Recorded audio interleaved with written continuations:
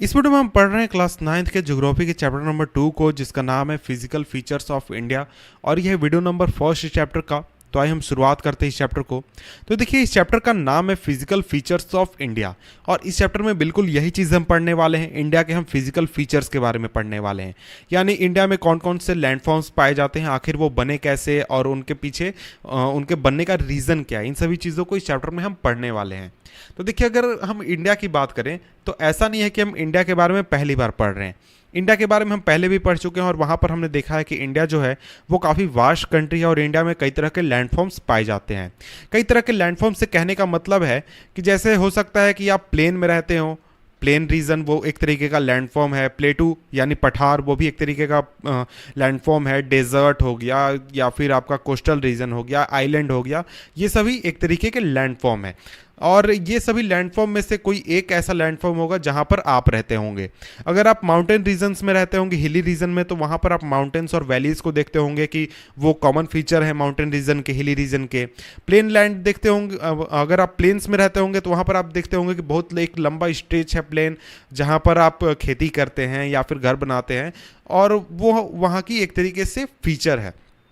तो उसी तरीके से बहुत सारे लैंडफॉर्म्स इंडिया में मौजूद हैं। अगर हम बात करें तो दुनिया में जितने भी लैंडफॉर्म्स अवेलेबल हैं, वो सभी लैंडफॉर्म्स या फिर जो फिजिकल फीचर्स हैं वो इंडिया में अवेलेबल हैं। जैसे mountains, plains, desert, plateau, islands, ये सभी इंडिया में अवेलेबल हैं। तो देखिए, आप एक तरीके से ये वंडर कर रहे होंगे कि आखिर ये जो फिजिकल फीचर्स हैं ये बने कैसे। यानी ये जो हम डिज़र्ट देखते हैं, ये डिज़र्ट कैसे बना, या फिर प्लेटू रीजन है ये कैसे बना, या फिर नॉर्दर्न प्लेन कैसे बना। तो इन सभी चीज़ों के बारे में यहाँ पर इस वीडियो में हम पढ़ने वाले हैं, यानी कि इस चैप्टर में हम पढ़ने वाले हैं। तो देखिए, इसको हम शुरुआत करते हैं सबसे पहले रॉक्स के साथ। तो देखिए, रॉक्स अगर हम बात करें तो इंडिया में जो रॉक्स हैं वो कई तरह के रॉक्स अवेलेबल हैं। कुछ रॉक्स जो हैं वो काफ़ी हार्ड होते हैं, जिनको मार्बल बनाने के लिए यूज़ किया जाता है, जिनको कि यूज़ किया गया है ताजमहल बनाने के लिए। इसके अलावा कुछ रॉक्स जो होते हैं वो सोप जैसे काफ़ी सॉफ्ट होते हैं, जिनको कि टेल्कम पाउडर बनाने के लिए यूज़ किया जाता है। और इसी तरीके से अगर हम सॉइल की बात करें तो सॉइल भी जो है वो एक जगह से दूसरी जगह पर काफ़ी वेरी करती है। एक जगह पर जो है एलुवियल सॉइल मिलता है, तो दूसरी जगह पर ब्लैक सॉइल मिलता है, कहीं पे रेड सॉइल मिलता है। तो इस तरीके से अलग अलग जगहों पर अलग अलग सॉइल हमें देखने को मिलता है। तो आपने कभी ये सोचा है कि इस तरीके के जो वेरिएशन हम देखते हैं अपने आसपास या फिर इंडिया में, इतने सारे वेरिएशन हैं, ये आखिर बने कैसे, ये आखिर इनके बनने का रीज़न क्या है। तो इनमें से ज़्यादातर जो वेरिएशंस हमें देखने को मिलता है, चाहे वो रॉक्स की बात करें या फिर सॉइल की, तो उसका रीज़न ये है कि देखिए, जो रॉक फॉर्मेशन हुआ, रॉक फॉर्मेशन जो अलग अलग जगहों पर हुआ, यानी इंडिया में जो ऊपर के इलाकों में रॉक फॉर्मेशन हुआ और जो साउथ के इलाकों में जो रॉक फॉर्मेशन हुआ, उनके जो एक तरीके से फॉर्मेशन की जो विधि थी या फिर वहाँ पर जो सिचुएशन था वो काफ़ी अलग था। इस वजह से उनका जो रिजल्ट आया, रिजल्ट भी हमें काफ़ी अलग अलग देखने को मिलता है। तो देखिए, इंडिया की अगर हम बात करें तो इंडिया जो है वो काफ़ी बड़ा लैंडमास है, और ये अलग अलग जियोलॉजिकल पीरियड्स का इस पर काफ़ी इन्फ्लुएंस रहा है इसके रिलीफ पर। तो आखिर ये रिलीफ वर्ड क्या है ये आप शायद नहीं समझ रहे होंगे। तो अगर हम रिलीफ की बात करें तो रिलीफ का मतलब होता है कि कहीं पर देखिए माउंटेन है, कहीं पर तालाब है, कहीं पर गड्ढा है, तो इनके बीच जो डिफरेंस हुआ उसी को हम रिलीफ कहते हैं। तो सिंपली अगर हम प्लेन की बात करते हैं, प्लेन, तो प्लेन यानी कि एकदम समतल भूमि, तो उसका अगर हम अपोजिट करें तो यानी कि उबड़ खाबड़ भूमि होगी, इस तरीके की भूमि होगी, तो इसी को हम रिलीफ कहते हैं। यानी जो एक तरीके का हम लैंडमास कह सकते हैं, या फिर जो क्या हम कहें, लैंडफॉर्म हम कह सकते हैं कि लैंडफॉर्म की कहीं पर पहाड़ है, कहीं पर गड्ढा है, कहीं पर समतल भूमि है, तो इसी चीज़ को हम रिलीफ कहते हैं। तो देखिए, जियोलॉजिकल फॉर्मेशंस के अलावा बहुत तरीके के प्रोसेसेस जैसे कि वेदरिंग, इरोजन, डिपोजिशन, इनके वजह से भी जो रिलीफ है उसका फॉर्म हुआ है, जो कि आज जिस रूप में हम देखते हैं। तो यहाँ पर इन तीनों वर्ड्स को भी मैं एक्सप्लेन कर देता हूँ, वेदरिंग को, इरोजन को और डिपोजिशन को। तो देखिए, वेदरिंग आखिर क्या है। तो वेदरिंग एक प्रोसेस है जिसमें कि बड़े रॉक्स जो हैं वो छोटे छोटे रॉक्स में टूट जाते हैं या फिर पत्थर में टूट जाते हैं। और इसके बाद इरोजन क्या है। तो देखिए, इरोजन का मतलब ये हुआ कि मान लीजिए कोई पत्थर है या फिर कहीं पर मिट्टी है, तो इरोजन का मतलब ये हुआ कि हवा के उस पर दबाव से, हवा के एक्शन से, या फिर पानी के एक्शन से, या फिर किसी और तरीके के एक्शन से उस वो जब इरोड होता है, यानी वो टूटता है और छोटे छोटे टुकड़ों में बढ़ता है और वो एक तरीके से अपने फॉर्म को वो खो देता है, तो उसी को हम इरोजन कहते हैं। जैसे कि अगर आप देखते होंगे कुएं पर रस्सी से जब आप खींचते हैं तो वहां पर एक तरीके का निशान हो जाता है रस्सी का, तो वो क्या है, वो एक तरीके का इरोजन है। या फिर नदी किनारे आप देखते होंगे कि जो मिट्टी एक कटाव आप सुनते होंगे कि जो नदी है उसका मिट्टी जो है वो बहकर नदी के साथ चला गया, तो वो क्या है, वो एक तरीके का इरोजन है। अब ये डिपोजिशन यहां पर क्या है, तो देखिए डिपोजिशन कुछ नहीं, बहुत ही सिंपल है। तो देखिए जब इरोजन होता है, मान लीजिए पानी के द्वारा इरोजन हो रहा है और वो मिट्टी को अपने साथ बहाकर ले जा रही है, नदी के किनारे की मिट्टी को, तो वो उस मिट्टी को आगे ले जाकर कहीं पर जाकर डिपॉजिट करेगी, कहीं पर उसे जमा करेगी, तो उसी को हम डिपोजिशन कहते हैं। कि इरोड करने के बाद जो भी प्रोडक्ट निकलता है, चाहे वो हवा के माध्यम से हो या फिर पानी के माध्यम से हो या किसी और माध्यम से, वो कहीं पर जाकर डिपॉजिट होती है, कहीं पर जाकर जमा होती है, और उसी चीज को हम डिपोजिशन कहते हैं। तो देखिए ये जो तीनों प्रोसेसेस हैं, इनका बहुत बड़ा योगदान है इंडिया के जो अलग अलग लैंडफॉर्म्स हैं उनके बनाने में। तो देखिए अगर आप बात करें मिट्टी की, तो मिट्टी जिसमें कि हम खेती करते हैं, वो उनका एक तरीके से फॉर्मेशन जो है वो इन्हीं तीन प्रोसेसेस के चलते मेनली हुआ है। तो देखिए अगर हम अर्थ साइंटिस्ट की बात करें तो वो काफ़ी उन्होंने कई बार अटेम्प्ट किया है इस बात को एक्सप्लेन करने के लिए कि जो फिजिकल फीचर्स हम देखते हैं वर्ल्ड में वो आखिर बने कैसे। तो उसके लिए उन्होंने कई सारे थ्योरीज भी सामने रखे हैं, वो जो कि कई सारे तरह के एविडेंसेस पर आधारित हैं। और इनमें से एक काफ़ी प्रचलित थ्योरी है और वो है थ्योरी ऑफ प्लेट टेक्टोनिक्स। तो ये क्या है, इस चीज़ को हम देख लेते हैं।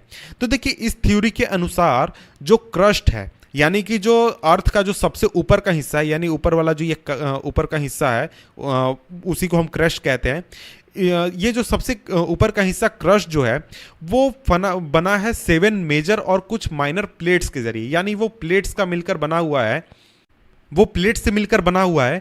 और जो मूवमेंट है प्लेट्स का, वो एक तरीके से उसके वजह से स्ट्रेस क्रिएट होता है प्लेट्स के बीच में और जो कॉन्टिनेंटल रॉक्स हैं उनके बीच में। कॉन्टिनेंटल रॉक्स का क्या मतलब हुआ, तो देखिए एक कॉन्टिनेंटल क्रस्ट होता है, तो देखिए जो अर्थ है, तो अर्थ के सबसे ऊपर का जो हिस्सा है उसी को हम कॉन्टिनेंटल क्रस्ट करते हैं, और वहां पर जो रॉक्स अवेलेबल हैं उसी को हम कॉन्टिनेंटल रॉक्स कहते हैं।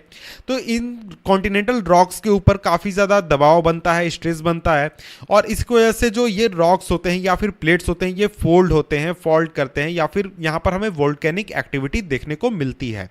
तो देखिए ये जो प्लेट मूवमेंट्स हैं, इनको हम मेनली 3 टाइप्स में डिवाइड कर सकते हैं। 3 टाइप्स कौन कौन से हैं यहाँ पर नीचे बताया गया है। तो देखिए ये पहला है कन्वर्जेंट बाउंड्री, दूसरा डाइवर्जेंट बाउंड्री और तीसरा ट्रांसफॉर्म बाउंड्री। तो इसको मैं यहाँ पर एक्सप्लेन कर देता हूँ। तो देखिए 2 प्लेट है, ये प्लेट नंबर 1 और ये प्लेट नंबर 2।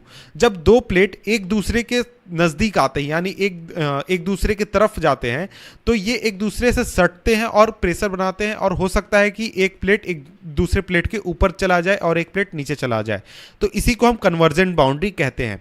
दूसरा होता है कि जब 2 प्लेट हैं जो एक दूसरे से सटे हुए हैं, वो एक दूसरे से दूर जाने लगे, यानी कन्वर्जेंट में वो नज़दीक आते हैं एक दूसरे के और डाइवर्जेंट में वो दूर जाने लगते हैं, तो इसी को हम डाइवर्जेंट बाउंड्री कहते हैं। और तीसरा जो मूवमेंट हुआ उसमें जो प्लेट है वो ना तो एक दूसरे से नज़दीक आता है, ना ही वो एक दूसरे से दूर जाता है, बल्कि वो एक दूसरे के उल्टे डायरेक्शन में जाता है। फॉर एग्जांपल अगर ये नीचे जा रहा है तो ये ऊपर की ओर मूव कर रहा है इस तरीके से, और ये एक दूसरे से बिल्कुल सटे हुए रहते हैं। तो इस तरीके से 3 तरीके के मूवमेंट होते हैं। पहला हो गया आपका कन्वर्जेंट बाउंड्री, दूसरा डाइवर्जेंट बाउंड्री, और तीसरा नाम यहाँ पर है ट्रांसफॉर्म बाउंड्री। तो देखिए इन तीनों मूवमेंट को हमने एक तरीके से सिंपली देख लिया कि ये तीनों मूवमेंट क्या होते हैं। तो अब हम आगे बढ़ते हैं। तो देखिए ये जो मूवमेंट है ये ऐसा नहीं है कि अभी चाहे तो अभी 5 मिनट में ये मूवमेंट हो जाता है। इस पूरे मूवमेंट को होने में करीब मिलियन साल्स लगते हैं, या फिर 1 लाख साल, 2 लाख साल, या फिर 1000 साल, इतने ज़्यादा साल लगते हैं तब ये जाकर मूवमेंट हो पाता है। तो इस तरीके के जो मूवमेंट्स हैं इसके बारे में हम यहाँ पर इसलिए पढ़ रहे हैं, ये इसलिए इंपॉर्टेंट हो जाता है क्योंकि इसी तरीके के मूवमेंट की वजह से इंडिया को आज हम उस रूप में देख पाते हैं जिस रूप में इंडिया आज मौजूद है। तो तो देखिए जो ओल्डेस्ट लैंडमास है यानी जो पेनिनसुला पार्ट है पेनिनसुलर प्लेटू का, वो कभी गोंडवाना लैंड का हिस्सा हुआ करता था। तो आखिर ये गोंडवाना लैंड क्या है, ये मैं आपको थोड़ा सा समझा देता हूँ। तो देखिए अगर हम बात करें पूरे वर्ल्ड की, तो पूरे वर्ल्ड में ऐसी एक थ्योरी है कि पूरे वर्ल्ड का जितना भी लैंड है, यानी आपका इंडिया हो गया, चाइना हो गया, एशिया, ऑस्ट्रेलिया या फिर अमेरिका, साउथ अमेरिका, ये सभी मिलकर एक लैंड हिस्सा हुआ करता था, यानी कि एक कॉन्टिनेंट सिर्फ हुआ करता था जिसका नाम था पेंजिया। और ये पेंजिया फिर टूटकर दो हिस्सों में बटा, जिसका नाम था अंगारा लैंड और गोंडवाना लैंड। दो हिस्सों में बटा, और गोंडवाना लैंड नीचे का हिस्सा था और अंगारा लैंड ऊपर का हिस्सा था। इसका मैं आपको मैप दिखा देता हूं। तो देखिए यहां पर आप मैप में देख सकते हैं कि ये जो पूरा लैंडमास है, ये पहले एक में था जिसको हम पेंजिया कहते हैं, और फिर ये टूटकर दो हिस्सों में बटा। ये ऊपर हो गया अंगारा लैंड और नीचे हो गया गोंडवाना लैंड, और इसके बीच में एक रिवर हम कह सकते हैं या फिर सी कह सकते हैं, जिसे हम तेथिस सी कहते हैं। तेथिस सी, ये आपको याद रखना है क्योंकि ये काफ़ी इंपॉर्टेंट है आपके लिए, और इस चीज़ को अभी हम थोड़ी देर में डिस्कस करेंगे। तो देखिए जो गोंडवाना लैंड था वो इंक्लूड करता था बहुत सारे रीजन्स को, जिसमें आपका आ जाता है India, Australia, Africa, south America और अंटार्कटिका, और ये सभी मिलाकर एक लैंडमास हुआ करता था। यानी ये सभी मिलाकर सिर्फ एक कॉन्टिनेंट हुआ करता था। जैसा आज हम अलग अलग इनको देखते हैं वैसा नहीं था। जैसा कि आप इस मैप में देख सकते हैं, इस मैप में इंडिया भी है, अंटार्कटिका भी है, साउथ अमेरिका भी है, अफ्रीका भी है और ऑस्ट्रेलिया भी है। तो ये सभी मिलाकर एक कॉन्टिनेंट बनाते थे जिनको हम गोंडवाना लैंड कहते हैं। और ये ऐसा नहीं है कि कुछ साल पहले की बात है, ये करीब आज से 10 लाख 20 लाख साल पहले की बात की जा रही है यहाँ पर। तो देखिए ये जो कन्वेंशनल करेंट्स थे, यानी कि जो प्लेट्स में मूवमेंट हो रहा था, क्रस्ट में जो मूवमेंट हो रहा था, इसने क्रस्ट को काफ़ी अलग हिस्सों में बांट दिया। प्लेट्स के मूवमेंट ने काफ़ी अलग हिस्सों में इनको बांट दिया, और इस वजह से जो इंडो ऑस्ट्रेलियन प्लेट था वो सेपरेट होकर आगे चलकर गोंडवाना लैंड से सेपरेट होकर और ये नॉर्थ की तरफ मूव करने लगा। तो यहाँ मैं आपको मैप के जरिए ही से दिखा देता हूँ। तो देखिए ये जो आपका रीजन है इंडिया और ऑस्ट्रेलिया, ये दोनों मिलाकर एक प्लेट बनाते हैं जिसको हम इंडो ऑस्ट्रेलियन प्लेट कहते हैं। तो ये जो रीजन है ये अलग होने लगा इस पूरे गोंडवाना लैंड से और नॉर्थ की तरफ मूव करने लगा, और आगे चलकर ये जो आपका यूरेशियन प्लेट है ये यूरेशियन प्लेट से टकराया। तो यहाँ पर यह लिखा गया है कि देखिए ये नॉर्थ की तरफ मूव करने लगा और नॉर्थ की तरफ मूवमेंट की वजह से आगे चलकर ये यूरेशियन प्लेट से टकराया, और यूरेशियन प्लेट के साथ कॉलिजन की वजह से जो सेडिमेंट्री रॉक्स जो थे वो एक्यूमुलेट होने लगे जियोसिंक्लाइन में, जिन्हें कि हम तेथिस कहते हैं। तेथिस सी जिसकी हमने बात की थी, उस रीजन में ये एक तरीके से एक्यूमुलेट होने लगे, और इस वजह से इस एक तरीके से दबाव की वजह से आज हम देख सकते हैं कि जो वेस्टर्न एशिया के जो माउंटेन सिस्टम्स हैं या फिर जो हिमालय है ये आज वजूद में है। अगर आप बात करें तो गोंडवाना लैंड से अलग होकर ये जो लैंड मास है यानी इंडियन लैंड मास या फिर आपका जो ये ऑस्ट्रेलियन प्लेट है, इंडो ऑस्ट्रेलियन प्लेट, ये अगर मूव नहीं किए होते तो आज जिस फॉर्म में हम हिमालय को देखते हैं वो नहीं हो पाता। तो यहाँ पे देखिए मूवमेंट दिखाया गया कि इंडिया का मूवमेंट किस तरीके से हुआ। तो यहाँ पहले अलग इस जगह पर मौजूद था और ये यूरेशियन प्लेट काफ़ी अलग था। इंडिया इस पूरे वर्ल्ड का हिस्सा नहीं था, वो काफ़ी अलग था। वो फिर ऊपर मूव करता गया, ऊपर मूव करता गया, ऊपर मूव करता गया और फिर जाकर यूरेशियन प्लेट से टकराया, और यहाँ पर इस रीजन में हमें हिमालय जैसा एक पहाड़ देखने को मिला जो कि इस कोलिजन की वजह से जनरेट हुआ। तो देखिए जो तेथिस सी से हिमालय का अपलिफ्ट हुआ यानी हिमालय ऊपर उठा, उसकी वजह से जो नॉर्दर्न फ्लैंक था यानी कि जो नॉर्दर्न हिस्सा था पेनिनसुलर प्लेटू का, उसकी वजह से बहुत बड़ी बेसिन का वहाँ पर फॉर्मेशन हुआ। आगे के कई सालों में ये जो डिप्रेशन था यानी ये जो गड्ढे का हिस्सा था, यानी जो देखिए नॉर्दर्न प्लेन था वो ऐसा नहीं था कि हमेशा से प्लेन था, वो प्लेन नहीं था, पहले वो गड्ढा एक हुआ करता था। वहां पर जो तेथिस सी था उसका एक रीजन छोटा सा पानी का हिस्सा बचा हुआ था। तो ये जो डिप्रेशन था ये फिल हो गया डिपोजिशन की वजह से सेडिमेंट्स के साथ, जो कि रिवर्स बह रहे थे आपके माउंटेन से, नॉर्थ रीजन से। उन सभी रिवर्स के साथ जो सेडिमेंट्स आए उनके वजह से ये फिल हो गया और वहां पर एक हमें प्लेन देखने को मिला जिस प्लेन को आज हम नॉर्दर्न प्लेन कहते हैं। तो ये जो पूरा रीजन है ये एलुवियल डिपॉजिट्स के साथ भर गया और आगे चलकर ये नॉर्दर्न प्लेन बन गया। तो देखिए जो लैंड है इंडिया का वो डिस्प्ले बहुत तरह के फिजिकल वेरिएशन को डिस्प्ले करता है, और जियोलॉजिकली बात करें तो जो पेनिनसुलर प्लेटू है वो पूरे वर्ल्ड का एंशिएंट लैंडमास का एक फॉर्म है, यानी कि जितने भी वर्ल्ड में लैंडमास है उनमें सबसे पुराने लैंडमास में से एक हमारा पेनिनसुलर प्लेटू है। और ये एक तरीके से इसको मोस्ट स्टेबल लैंड ब्लॉक्स में माना जाता है। और जो हिमालय और जो नॉर्दर्न प्लेन्स है ये सबसे रिसेंट लैंडफॉर्म्स है, यानी पूरे वर्ल्ड में बात करें तो हमारा जो पेनिनसुलर प्लेटू है वो सबसे पुराना है। लेकिन अगर हम बात करें हिमालय की या फिर नॉर्दर्न प्लेन की तो ये सबसे नया हिस्सा है, और ये सिर्फ आपके कोलिजन की वजह से क्रिएट हुआ है, नॉर्दर्न प्लेन और हिमालय, नहीं तो पहले ऐसा कुछ यहाँ पर मौजूद नहीं था।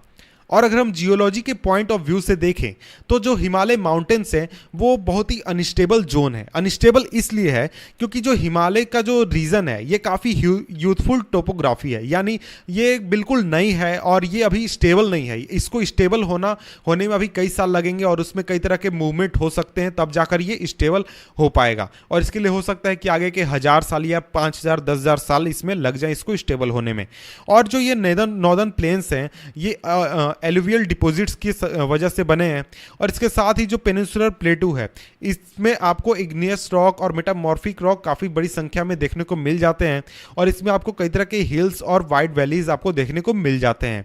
तो देखिए इसके बाद जो टॉपिक है हमारा मेजर फिजियोग्राफिक डिविजन्स, इसको हम पढ़ने वाले हैं नेक्स्ट वीडियो में। तो मिलते हैं आपसे नेक्स्ट वीडियो में, तब तक के लिए गुड बाय।